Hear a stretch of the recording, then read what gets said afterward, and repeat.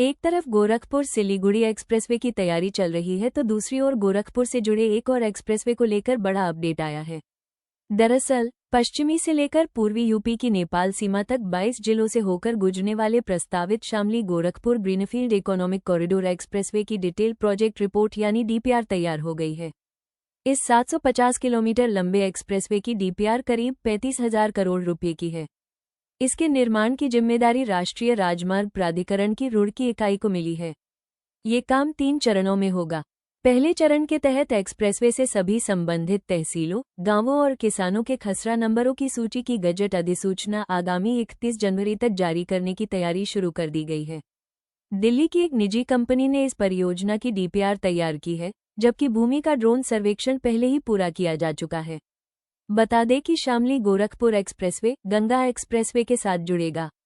इसके अलावा Purvanchal expressway, Lucknow Gorakhpur expressway, Ambala Shamli expressway और दिल्ली देहरादून एक्सप्रेसवे से भी जुड़ेगा। इससे दिल्ली, देहरादून और मसूरी तक आवागमन सुगम होगा। वहीं गंगा किनारे बसे ग्रामीण इलाकों और शहरों को भी बड़ा लाभ मिलेगा। प्लान के मुताबिक शामली गोरखपुर एक्सप्रेसवे 22 जिलों से होकर गुजरेगा, जिसमें जिला बिजनौर, अमरोहा, मुजफ्फरनगर, सहारनपुर, शामली, रामपुर, मुरादाबाद, बरेली, संभल, बदायूं, शाहजहांपुर, हरदोई, सीतापुर, लखनऊ, बहराइच, बलरामपुर, सिद्धार्थनगर, संत कबीर नगर, गोरखपुर शामिल हैं। यह एक्सप्रेसवे गोरखपुर सिलीगुड़ी के एक्सप्रेसवे से जुड़ेगा। गोरखपुर सिलीगुड़ी एक्सप्रेसवे के दूसरे फेज में अब बिहार के बाद कुशीनगर से गोरखपुर के बीच सर्वे के साथ ही अलाइनमेंट का काम तेज हो गया है। प्राथमिक सर्वे में पाया गया है कि एक्सप्रेसवे दोनों जिलों के 156 से ज्यादा गांवों से होकर गुजरेगा। इन गांवों में कितनी जमीनें अधिग्रहित की जाएंगी, इसके लिए गोरखपुर में मुख्य राजस्व अधिकारी और कुशीनगर में एडीएमएफआर को जिम्मेदारी दी गई है। सर्वे का काम मार्च तक पूरा होने की उम्मीद है।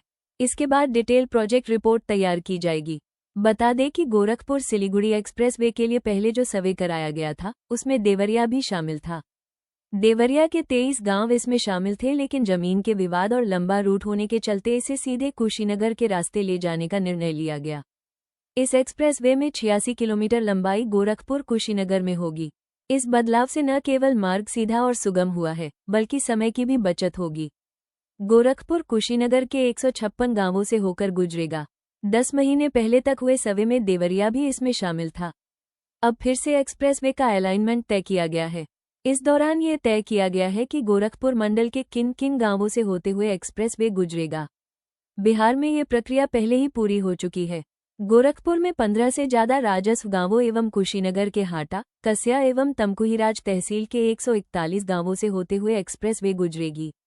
गोरखपुर में 8 किलोमीटर लंबाई में ये सड़क बनाई जाएगी। इसे सरंडा गांव के पास जगदीशपुर जंगल कोड़िया 4 लेन से मिलाया जाएगा।